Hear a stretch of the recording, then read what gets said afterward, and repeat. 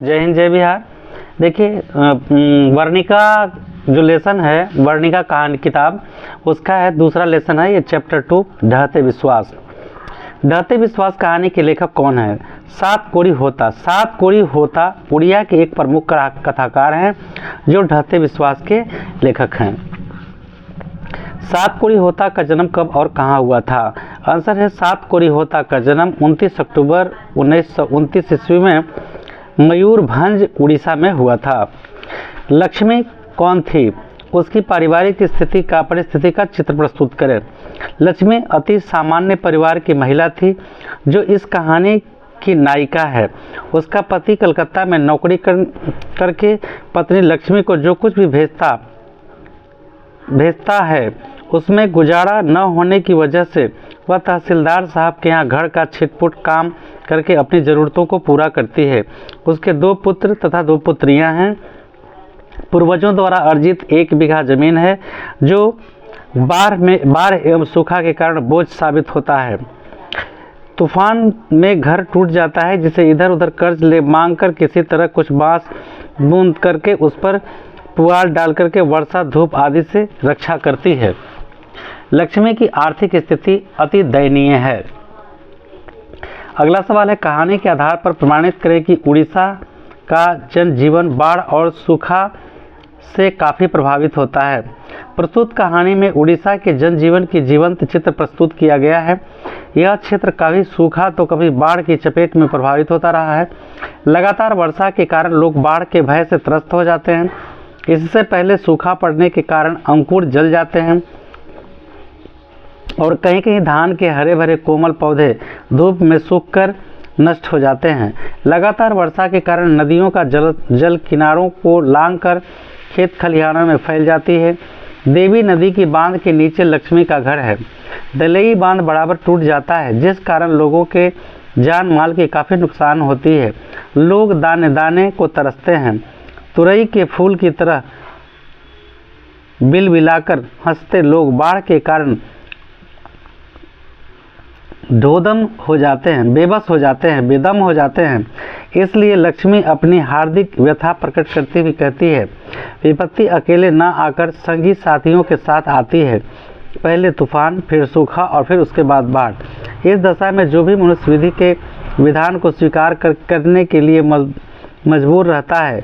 महानदी की बाढ़ के ने लोगों की हंसी खुशी को, दुनिया को रेतीली बना दिया है। लोग बराबर इन आपदाओं का सामना करते हुए जंगली भैंसों की तरह अपनी अभिलाषा की पूर्ति में प्रयत्नशील रहते हैं, लेकिन विधि को इनकी खुशी मंजूर हो तब न। अगला प्रश्न है, कहानी में आई बाढ़ के दृश्यों का चित्रण अपने शब्दों में प्रस्तुत करें। कहानी में 2 बार आई बाढ़ के दृश्यों का वर्णन किया गया है।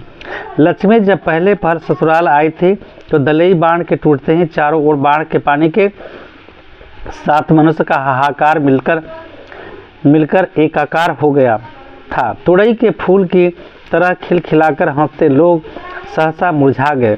लोगों की आवाज़, उनके शब्द, आनंद, कोलाहल सब रेत में दफन हो गए।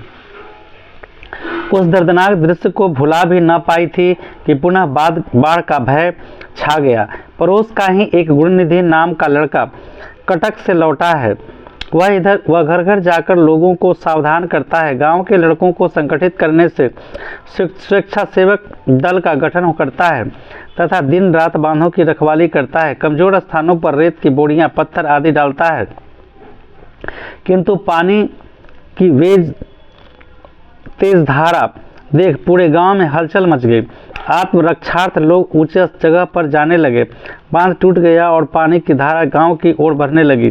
लक्ष्मी दोनों लड़कियों तथा छोटे लड़के को साथ लेकर टीले की ओर जाने लगी, किंतु नदी की पागल धारा में तार के पेड़ का नामो निशान मिट गया।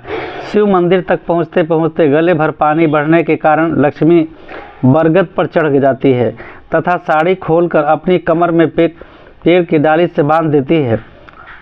चारों तरफ हाहाकार मचा हुआ है। मनुष्य, पशु तथा पेड़ पानी की तेज धारा से बह रहे थे। टीले पर इतनी भीड़ थी कि कोई एक स्थान से दूसरे स्थान पर जा नहीं सकता था। गांव के लोग इस प्रकार खड़े थे कि सरसों तक डालने की जगह नहीं था। तात्पर्य यह कि बाढ़ की स्थिति इतनी भयावह थी कि कोई किसी की आवाज़ सुनने वाला नहीं था। अगला प्रश्न है, लक्ष्मी के व्यक्तित्व पर विचार करें, उसका अथवा लक्ष्मी का चरित्र चित्रण करें। लक्ष्मी कहानी की नायिका है, पर परिश्रमी, सहनशील, साहसी एवं कुशल गृहिणी है। वह हर विषम परिस्थितियों का मुकाबला साहस के साथ करती है। तूफान के घर से नष्ट हो जाता है तो कर्ज लेकर घर की मरम्मत कराती है। पति की कमाई से आवश्यकता की पूर्ति न होने पर स्वयं तहसीलदार साहब के घर काम करके खर्च पूरा करती है। स्वेच्छा सेवक दल में अपने पुत्र को भेज देती है। गांव के लड़के को बांध की रक्षा करने के लिए प्रोत्साहित करती है। गुणनिधि से पूछती है, हिम्मत बंध रही है क्या छोटे, सकोगे?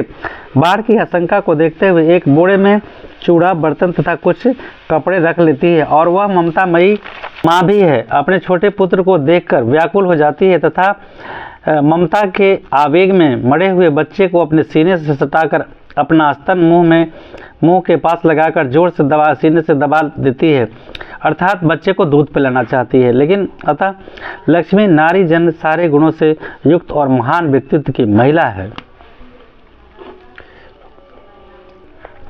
कहानी के शीर्षक की सार्थकता पर विचार कीजिए।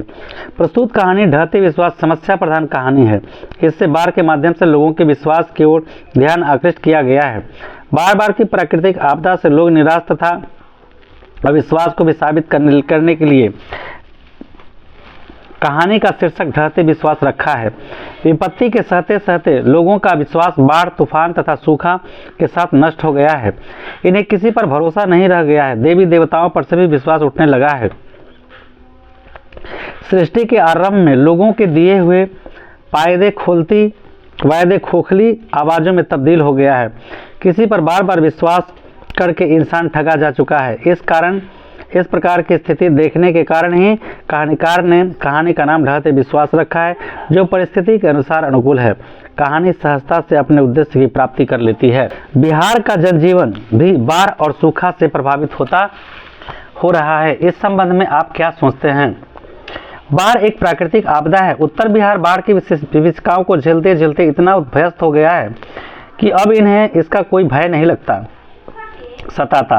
उत्तर बिहार में हर साल बाढ़ आती है। इस कारण यहाँ की गरीबी मिटती नहीं, क्योंकि जब बाढ़ आती है गांव घर को बहाकर वीरान बना देती है।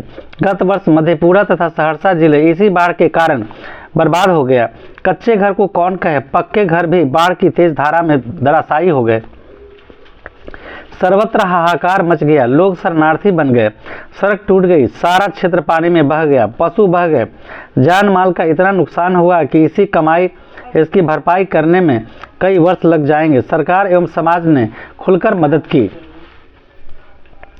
गुणनिधि का चरित्र चित्रण करें। गुणनिधि लक्ष्मी के पड़ोस का एक लड़का है। वह कटक में पढ़ता है। वह अति कर्मठ, समाजसेवी तथा विवेकशील युवक है। जब वह कटक से गांव लौटता है तो गांव के लड़कों को इकट्ठा करके स्वयं सेवक दल का गठन करता है तथा कमर कसकर बांध की रक्षा में जुट जाता है। लोगों को सदा सावधान रहने की कहता है। बांध टूटने की आशंका से दलई बांध की निगरानी करता है तथा कमजोर स्थानों पर मिट्टी, रेत, बोरियां डालता है ताकि बाढ़ के पानी से गांव को बचाया जा सके। लक्ष्मी के प्रश्नों का जवाब देते हुए कहता है कि जिस मनुष्य ने काठ जोड़ी में पत्थर बांध बंधा है, हीरा कुंद बांध बनाया है, वह मनुष्य अभी थोड़े ही मरा है। इसके स्पष्ट होता है कि वह साहसी एवं आत्मविश्वासी है। बाढ़ की विकरालता देख गांव के वृद्ध, महिला तथा असहायों को ऊंचे स्थान पर जाने के लिए प्रेरित करता है। तात्पर्य यह है कि गुणनिधि साहसी, लायक, होशियार युवक है।